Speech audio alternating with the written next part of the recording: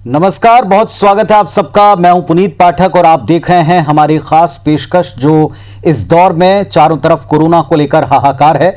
इसमें सबसे ज्यादा समस्या जिस वर्ग को लेकर है, जिसे सबसे ज्यादा दिक्कतें हो सकती हैं, उस वर्ग की बात करेंगे। दुनिया में इस वक्त वैश्विक महामारी कोरोना, इससे सारी दुनिया जूझ रही, हम भी इससे अछूते नहीं हैं।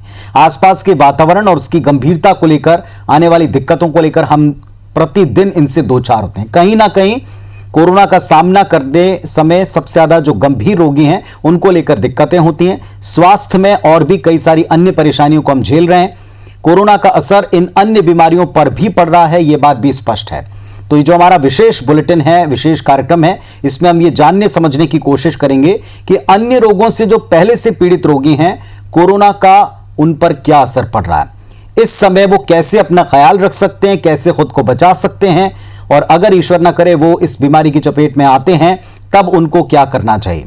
हमारे साथ में इस पर बातचीत करने के लिए दशकों से इस क्षेत्र में लगातार काम करने वाले बेहद एक्सपर्ट डॉक्टर जुड़े हैं। रामकृष्ण केयर अस्पताल के डायरेक्टर संदीप दवे, डॉक्टर संदीप दवे जी हमारे साथ में जुड़े हैं। डॉक्टर दवे, नमस्कार, बहुत स्वागत है आपका। अपने खास कार्यक्रम की शुरुआत करते हैं। अगर आप मुझे सुन पा रहे हो तो गंभीर मरीजों को लेकर हमारी बातचीत है। गंभीर मरीज जो पहले से अन्य रोगों से ग्रसित हैं, उनको कोरोना का कितना डर है? आपका प्रश्न बहुत ही जायज है। इस वक्त सबसे ज्यादा परेशानी जिनको हो रही है वो जो दूसरी बीमारियों से ग्रसित हैं, जैसे ब्लड प्रेशर हो गया, शुगर हो गया, हार्ट की बीमारी है, प्रेगनेंसी है, या जिनका गुर्दा या लीवर ट्रांसप्लांट हुआ है, ये जो मरीज हैं ये डेफिनेटली हाई रिस्क पेशेंट कहलाते हैं जी। और इनको सावधानी देना बहुत ज्यादा आवश्यक है, क्योंकि कहीं ना कहीं ये मरीज जो कि हाई रिस्क पेशेंट्स हैं, ये अगर कोविड के कांटेक्ट में या कोविड इन्फेक्ट होते हैं तो इनमें मोर्टेलिटी रेट और मॉर्बिडिटी रेट बहुत हाई है। मृत्यु दर और बीमारी, सीवियर बीमारी होने का चांसेस बहुत ज्यादा रहता है। इनको जो सावधानी लेनी है वो जनरल सावधानी जो दूसरे लोग लेते हैं वही सावधानियां इनको भी लेनी है कि इनको मास्क पहनना है, इनको भीड़ भाड़ वाली जगहों से बचना है, इनको सोशल डिस्टेंसिंग करने की आवश्यकता है। इनको जो बीमारियां हैं जैसे ब्लड प्रेशर, शुगर, इसको कंट्रोल में रखना है। अगर उनकी डायबिटीज है तो डायबिटीज कंट्रोल में रखना है। खान पान पे ध्यान देना है, एक्सरसाइज नॉर्मल करते रहना है, और अगर आप हार्ट के मरीज हैं तो आपको अपना खून पतला करने की दवा या जो भी दवाइयां चल रही हैं वो सब चलते रहना है। खास करके जो ट्रांसप्लांट वाले मरीज हैं, इनको किसी भी प्रकार के इन्फेक्शन से बचने की आवश्यकता है। इनको मास्क पहन के ही बाहर निकलना चाहिए, और जो भी इनका दिनचर्या है कोशिश करें कि भीड़ भाड़ वाली जगह से बचें, इधर उधर ना जाएं और अपना आप ध्यान रखें। हाँ जी बोलिए। जी डॉक्टर साहब, जैसा आपने खुद ही बताया कि बहुत सारे ऐसे पेशेंट्स हैं जिनको अपनी केयर वैसे तो नॉर्मल अवस्था में भी करनी चाहिए क्योंकि वो पहले से गंभीर रोगी हैं। कुछ लोग प्रतिदिन दवाइयाँ खाते हैं, कुछ लोग अपनी शुगर कंट्रोल करने के लिए खाते हैं, कुछ लोग ब्लड प्रेशर कंट्रोल करने के लिए खाते हैं। क्या इस समय कोई एक्स्ट्रा प्रिकॉशन उनको डॉक्टरों की सलाह से लेना चाहिए, या जो रेगुलर मेडिकेशन दवाइयाँ चल रही हैं उसको ही कैरी करें और वो सतर्कताएं रखें जो आम लोगों को रखनी है? देखिए, वो जो आम लोगों को सतर्कताएं रखनी है वो तो रखनी ही है, साथ ही साथ अपनी बीमारी जो उनको है, प्राइमरी डिजीज जो उनको है, चाहे वो डायबिटीज हो, चाहे ब्लड प्रेशर हो, चाहे हार्ट का हो, उसकी जो दवाइयां चल रही हैं उसको नियमित रूप से दें और अपनी बीमारी को कंट्रोल में रखने की भरपूर कोशिश करें।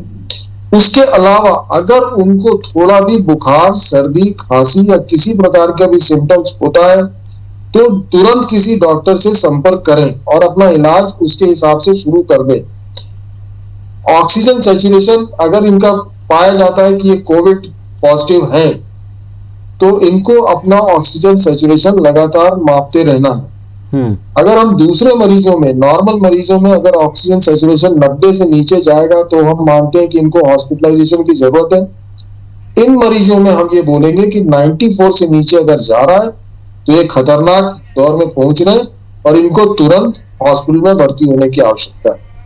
यहाँ पर मैं एक ही चीज क्या बोलना चाहूंगा कि जो किडनी ट्रांसप्लांट या लीवर ट्रांसप्लांट के मरीज हैं उनको बहुत ज्यादा सावधानी बरतने की आवश्यकता है। वो किसी प्रकार से अपने आप को इस इन्फेक्शन से अगर बचा सकते हैं तो बचाएं। वनस्पत इन्फेक्शन से ग्रसित होना, प्रिवेंशन यहाँ पर बेटर है क्योर से। क्योंकि क्योंकि इनमें जैसा मैंने आपको बताया कि मॉर्टेलिटी, मृत्यु दर बहुत ज्यादा है। इनको बचाव ही इनका एक इलाज है, इतना समझ में। डॉक्टर साहब, जो पहली वेव थी इससे कहीं ज्यादा खतरनाक ये सेकंड वेव अभी दिखाई पड़ रही है, और इसमें जैसा आपने खुद ही पहले बता दिया कि मॉर्टेलिटी रेट, मृत्यु दर भी काफी ज्यादा है। संक्रमण ग्रसित हो इसके पहले प्रिकॉशंस क्या रखे जाएं ये तो आपने बताया, लेकिन अब अभी जो पेशेंट्स आ रहे हैं उनमें क्या इस तरह के गंभीर रोगी जो पहले अन्य रोगों से ग्रसित हैं उनकी तादाद भी दिख रही है? क्या ये ज्यादा है और किस तरह की दिक्कतें आती हैं? कई लोग अपनी मेडिकल हिस्ट्री नहीं रखते या उसको संभाल कर डॉक्टर को बता नहीं पाते। क्या चैलेंजेस होते हैं इनको ट्रीट करने में? देखिए, पहली चीज जो सबसे बड़ा चैलेंज सामने आ रहा है कि मरीज पहला तो जांच नहीं करवाता। अगर उसको सर्दी, खांसी, बुखार कुछ भी हुआ है तो वो जांच करवाने से डर रहा है कि मैं कहीं कोविड पॉजिटिव निकल गया तो मेरा घूमना फिरना बंद हो जाएगा, मेरी आजादी छीनी जाएगी, मैं इधर उधर नहीं जा पाऊंगा। वो अपनी जांच नहीं करवाता पहले तो। दूसरी गलती वो करता है कि वो अपने खुद ब खुद डॉक्टर बन जाता है और अपना इलाज करना चालू कर देता। तीसरी गलती जो वो करता है कि बीमारी जब तक उसके सिर से पानी ऊपर नहीं हो जाता तब तक वो डॉक्टर के संपर्क में आने की कोशिश नहीं करता, और डॉक्टर के संपर्क में आता भी है तो तब तक इतनी देर हो चुकी रहती है कि मरीज को बचाना लगभग असंभव सा हो जाता है। ऐसे कई मरीज अस्पतालों में हमारे पहुंच रहे हैं जिनका ऑक्सीजन लेवल 30-40 हो चुका है और वो हमारे पोर्च में या इमरजेंसी में ट्रॉली में खत्म हो जा रहे हैं। और ये मरीज जब हम पाते हैं तो हमको ये पता चलता है कि इनको पुराना डायबिटीज था या ब्लड प्रेशर था या हार्ट की बीमारी थी। आप बिलीव नहीं करेंगे कि मरीज 2-2, 3-3 दिन एसिम्प्टोमेटिक रहने के बाद अचानक हार्ट अटैक हुआ और खत्म हो गए जी। अब जांच करने में पाया गया कि वो कोविड पॉजिटिव थे। जब उनकी डेड बॉडी आई, अस्पताल में पहुंचे कि साहब ये देखिए बहुत सीरियस हो गए, जांच किया तो पता चला कि वो कोविड पॉजिटिव है। तो कहीं ना कहीं वो अपनी बीमारी को छुपा रहे हैं, और क्यों छुपाना चाह रहे हैं ये मुझे नहीं समझ में आ रहा है।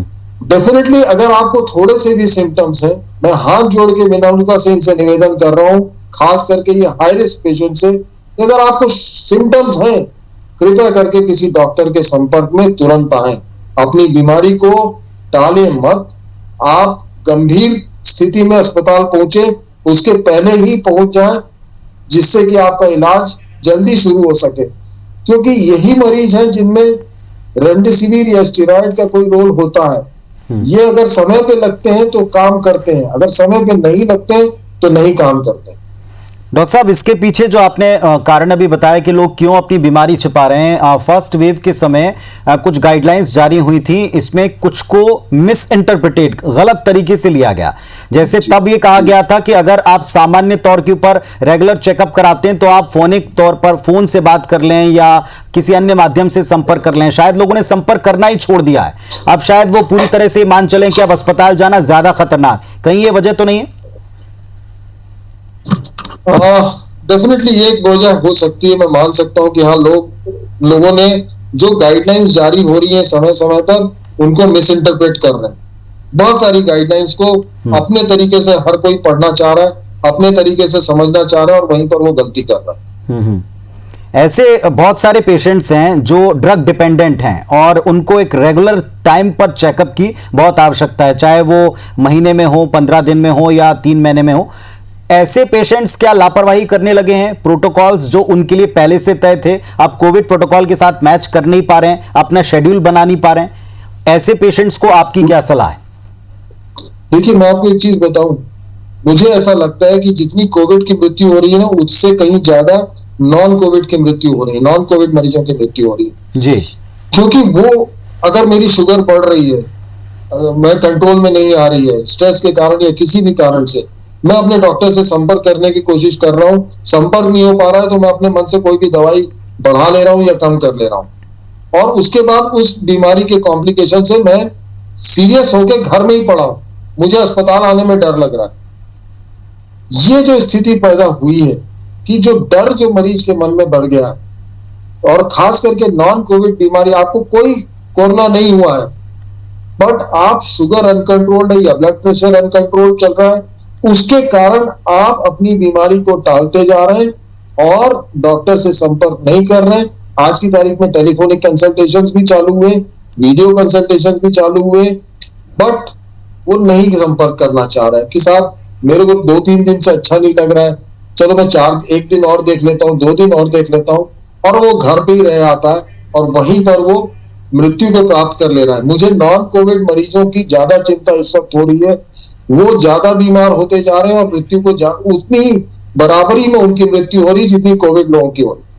तो बहुत इंपॉर्टेंट बात डॉक्टर साहब कह रहे हैं, ध्यान से कृपया सुनिए। वो लगातार ये कह रहे हैं अपने अस्पताल की तरफ से, खुद की तरफ से, डॉक्टर्स की तरफ से कि कृपया अगर आप ड्रग डिपेंडेंट हैं, अगर आप पहले से मेडिकली किसी इमरजेंसी से गुजर चुके हैं, तो कृपया अपनी सेहत को कतई नज़रअंदाज ना करें, ना ट्रीटमेंट को करें, ना अपने डॉक्टर से मिलने को, उनके अपॉइंटमेंट को करें। तरीके बदलें, लेकिन आप अगर इन तरीकों का इस्तेमाल नहीं करेंगे तो आप खुले तौर पर चैलेंज कर रहे हैं, खुले तौर पर आप खुद आमंत्रण दे रहे हैं एक तरह से बीमारियों को और रिस्क अपना बढ़ा रहे हैं। तो कोविड काल में बहुत से चैलेंजेस, बहुत सारे हम चुनौतियों से सामना कर रहे हैं, और इसमें अपने घर के वो लोग जिनको पहले से बीमारियां, जो पहले से दवाएं लेते हैं, जिनकी पहले से कुछ सर्जरियां हुई हैं, ऐसे गंभीर पेशेंट्स में कोरोना का खतरा भी है और उनको खास तौर पर एहतियात बरतने की सलाह दी जा रही है। हमारे साथ में रामकृष्ण केयर हॉस्पिटल के डायरेक्टर डॉक्टर संदीप दवे जी हैं, 3 दशकों से ज्यादा जो तजुर्बा रखते हैं, उनके साथ में हम जुड़े हैं। उनका समय मिलना इस समय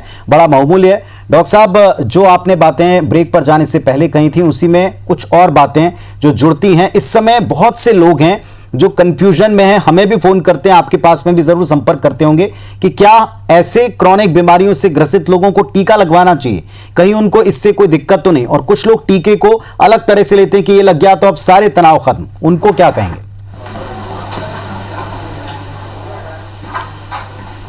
देखिए, वैक्सीनेशन बहुत ज़रूरी है। वैक्सीनेशन तो आपको बिल्कुल लगवाना चाहिए, चाहे आप किसी भी बीमारी से ग्रसित क्यों ना हो। आप अगर किसी बीमारी से ग्रसित हैं तो और ज़्यादा ज़रूरी हो जाता है कि आप अपने आप को वैक्सीनेट करवाएं। और इसीलिए अगर देखा जाए तो भारत शासन ने सबसे पहले जिनको वैक्सीनेट करने की ज़रूरत समझी वो 55 साल या 60 साल से ऊपर के लोग थे, जो बीमारियों से ग्रसित थे। उनके लिए एज लिमिट भी कम करी। तो वैक्सीनेशन करवाने से डरना नहीं है, वैक्सीनेशन करवाना है। और मैं आपको एक चीज और बताता हूं, जिन्होंने भी वैक्सीनेशन करवाया है, इसका यह मतलब नहीं है कि आपको ये कोरोना इन्फेक्शन नहीं होगा। आपको कोरोना इन्फेक्शन हो सकता है। आपको इम्यूनिटी जो डेवलप हो रही है, वो इम्यूनिटी आपको डेफिनेटली सीरियसनेस ऑफ द बीमारी से बचा रही है। अभी जो हम देख पा रहे हैं, लोग जिनको वैक्सीनेशन लगे हैं उनको भी कोरोना का इन्फेक्शन हो रहा है, पर वो उतने गंभीर रूप से बीमार नहीं हो रहे जो पहले हुआ करते थे, या उनको वेंटिलेटर पे नहीं जा रहे हैं, या उनकी बीमारी इतनी सीरियस नहीं हो रही जी। पर ये बहुत आरंभिक रिजल्ट्स होंगे जिनके बारे में मैं आपको बोल रहा हूं। अभी इसके बारे में मैं कुछ कंफर्मेटरी नहीं बोल सकता। ये वैक्सीन बनाने में बहुत वर्षों की मेहनत लगती है।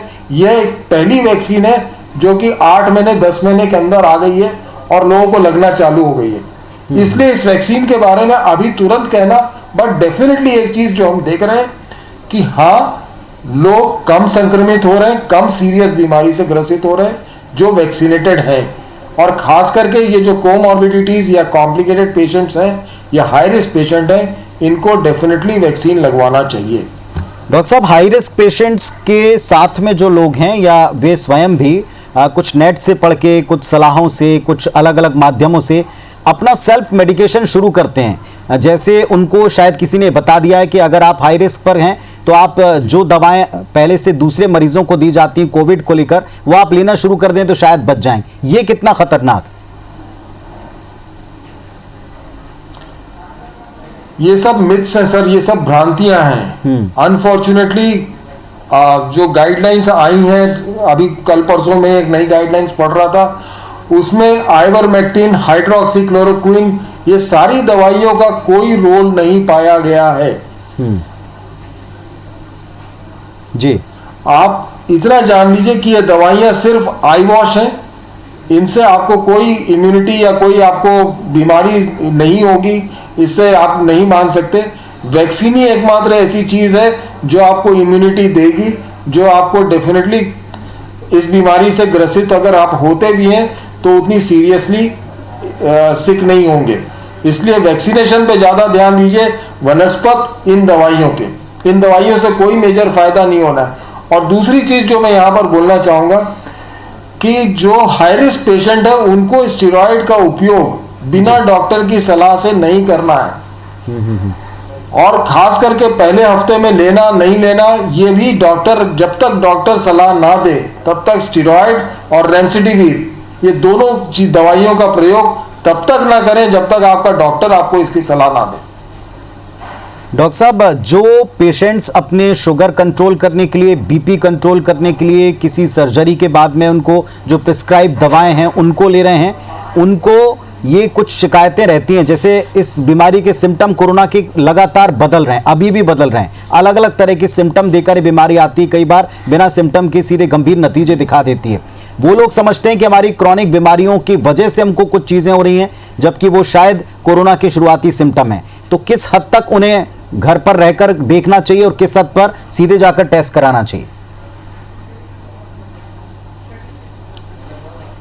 देखिए, कोई भी अनयूजुअल सिम्टम्स इस वक्त, जैसे आपने बहुत क्लियरली बहुत अच्छी बात बोली और ये बहुत अच्छा प्रश्न भी है आपका, कि बीमारी ने स्वरूप बदला है जी। और इस बार अगर आप देखेंगे तो जीआई डिस्टर्बेंसेस, मतलब पेट में दर्द, उल्टी, डायरिया, इसके साथ भी बीमारी प्रेजेंट कर रही है। तो कोई भी ऐसा अनयूजुअल सिम्टम जो आपको लगता है, आपको कोविड टेस्ट करवाना चाहिए। आपको उसको अपनी पुरानी बीमारी से बिल्कुल कोरिलेट नहीं करना चाहिए कि यार मुझे शुगर है, इसके कारण से मुझे कमजोरी लग रही है। अगर आपको कमजोरी और थकान लग रही है, अगर आपका शरीर टूट रहा है, तो आपको शायद कोरोना हो सकता है, भले ही आपको बुखार ना आ रहा हो। तो कृपया करके कोई भी ऐसा, मैं बहुत कैटेगोरिकली बोल रहा हूं, कोई भी अनयूजुअल सिम्टम अगर आपको लग रहा है तो अपना टेस्ट जरूर करवाएं। जी डॉक्टर साहब, हम लगातार लोगों को अवेयर करने के लिए अपनी तरफ से कहते रहते हैं, उनको चीज़ें बताते रहते हैं, सही गाइडलाइंस बताते हैं, लेकिन आज मौका है, आप सामने हैं, आप जो गंभीर बीमारियों से पीड़ित हैं, अगर ख़ास स्पेसिफिक आप कोई बीमारी या सर्जरी बताना चाहते हैं तो वो भी आप बताएं।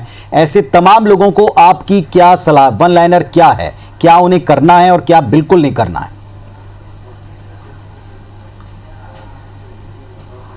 सर, अपनी दवाइयों का नियमित सेवन करना है। जो भी आपको दवाइयाँ प्रिस्क्राइब्ड है उनका नियमित सेवन करें। शुगर को, ब्लड प्रेशर को बिल्कुल कंट्रोल में रखें। फेस मास्क, शील्ड का उपयोग करें, भीड़ भाड़ से बचें और वैक्सीनेशन जितना जल्दी हो सकता है करवाएं। बीच बीच में अपने हाथों को ज़रूर धोते रहें। ये 4 चीज़ें ही आपको कोरोना से बचा सकती हैं, और कोई 5। और अब तो मुझे ऐसा लग रहा है कि अगर आप घर में भी हैं तो डेफिनेटली आपको घर में भी, मुझे ऐसा लगने लगा है कि आप प्रिकॉशन घर में भी लें, क्योंकि आपके घर में आने वाला सर्वेंट, आपके घर में आने वाली ड्राइवर कोरोना पीड़ित है कि नहीं है, ये आपको नहीं मालूम। आप कार में बैठे तो भी ध्यान रखें कि 1 या 2 लोग ही ज़्यादा से ज़्यादा बैठें, खिड़कियाँ खुली रखें, सोशल डिस्टेंसिंग का पालन करें, अपनी दवाइयों का नियमित सेवन करें, अपनी पुरानी बीमारियाँ, क्रॉनिक बीमारियों को कंट्रोल में रखें। जो पेशेंट्स आपके पास में पहले भी आते थे गंभीर बीमारियों से पीड़ित, और अब इस कोविड काल में जो बाकी के सेवाएं उपलब्ध हैं, टेलीफोन के ऊपर है, वीडियो कॉल के ऊपर है, और ऐसा जो लोग नहीं कर रहे हैं वो कितना बड़ा रिस्क ले रहे हैं, उनको आप क्या कहोगे?